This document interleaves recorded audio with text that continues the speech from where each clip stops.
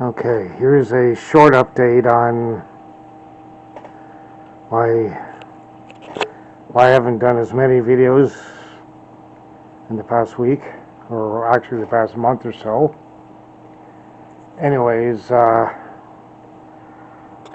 as you may or may not know, I've recently put in a new desk, which of course I have some of my Atari stuff stacked up here and on the filing cabinet. And anyways, I got the new desk so I'd have more working room. I'd also reuse the old desk. Well, if you can see what that is, you can, even though it's not set up yet, you can see what that is. And guess what's in those boxes right there? Yeah, that I will be making some cartridge cases. What? One second. Yeah. Well, I'd ordered some 3D printed cartridge cases from PCBaway about a year ago, and of course, being the clown car operation that they are, they sent one short of the top side of the XE cartridge cases. So I've got an extra bot in here, so my first test print on that when I do it will be the other. The reason I haven't finished this yet is I originally, as you can see, I'd done up a couple of these standoffs here and here and here with these. I was going to use these screws with the standoffs to mount into the bottom of these drive, but since I couldn't see the bottom of the case while I was putting them in, and I just couldn't get them lined up properly, even though I thought I had. So anyways, what I'm going to do with this 3D printer is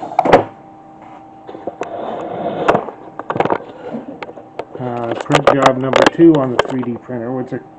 It's a Creality Ender 3 V3, if I remember the model on the right. Anyways, what I'm going to do is mount up a basically I'm going to print up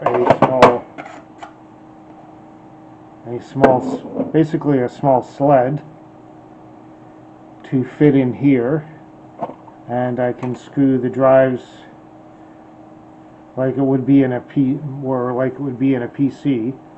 I can screw the side of the sled or the tray into the side of the drive and then mount that directly into the case.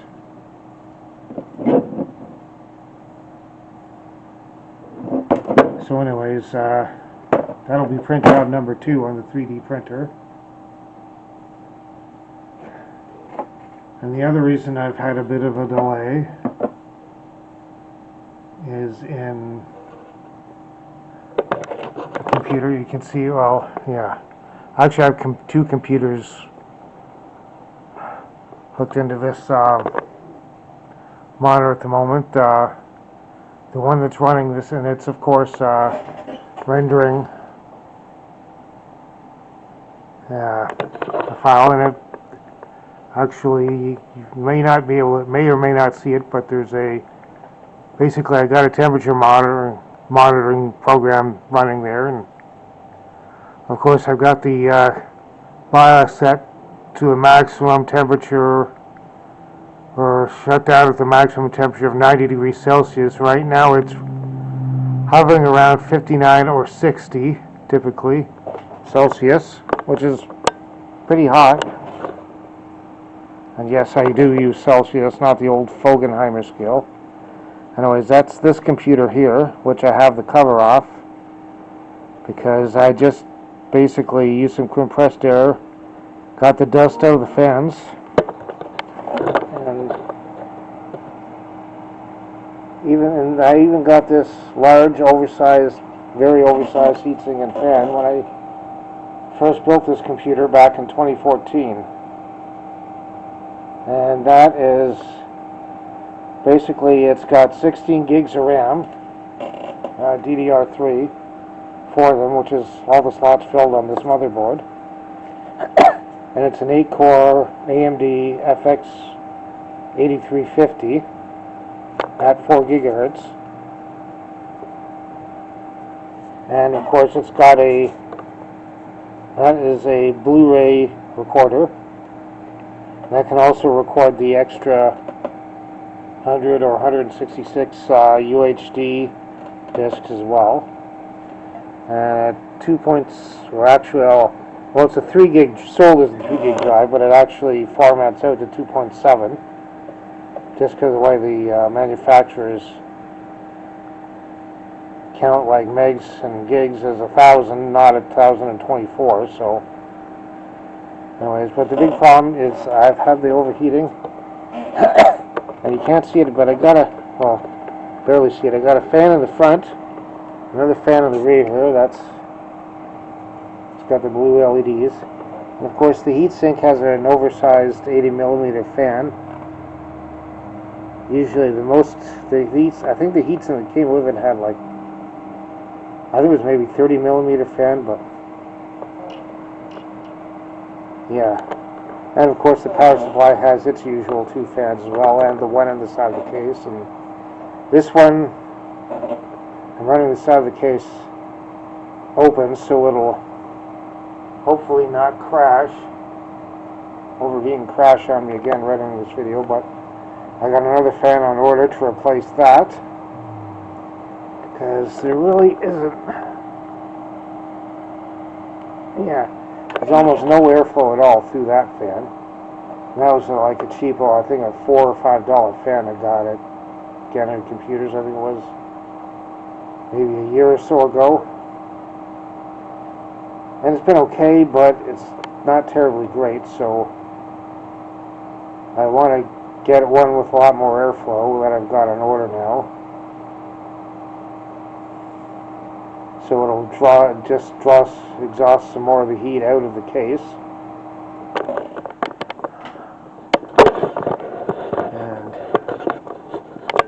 And anyways,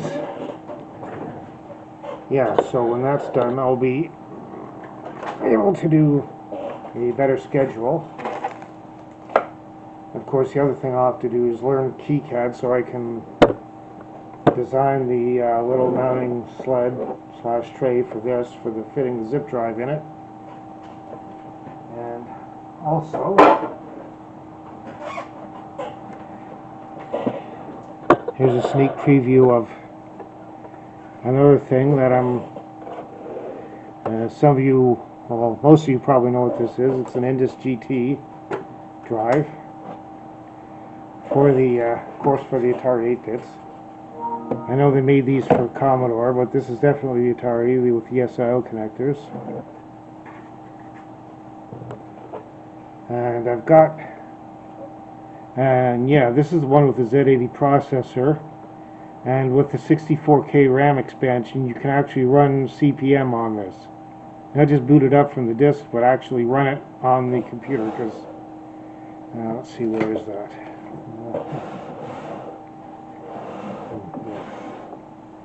Okay, yeah.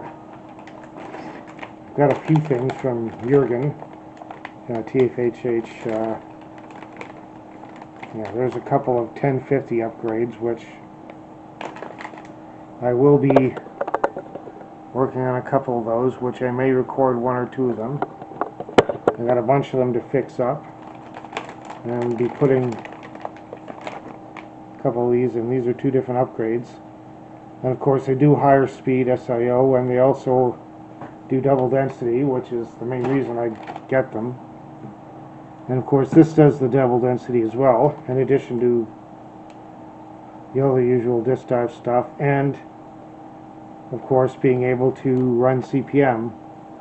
And luckily TFHH, or Jurgen, he also has made this, which is, as you can guess, the RAM expansion for that drive. And actually that's a little something he throws in. He 3D prints those himself. And I'll try to remember to put a link to his site, which is mainly just hosting a PDF file. But anyway, yeah, this is the SRAM charger, and that is just a 64K SRAM with just enough logic to interface it. And the weird thing is, I won't show it to you later. I'll do a separate video on that, but there's an edge connector on here which I actually have to fix, where you just take the case off and plug this in the side, and the drive has 64K of RAM, which can run CPM.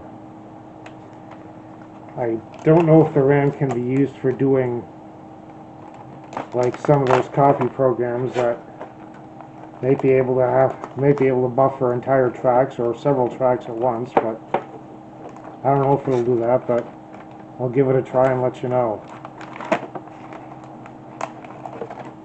And of course, the last thing in the future is this here.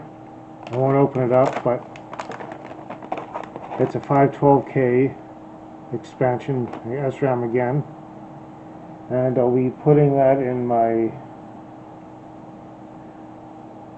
130XE, which is just off out of frame there. But anyways, yeah, that will be a couple of future projects that I'll be finishing, and another, most of which I'll be recording for some YouTube videos. So anyways, that's it for now, and I'll talk to you later.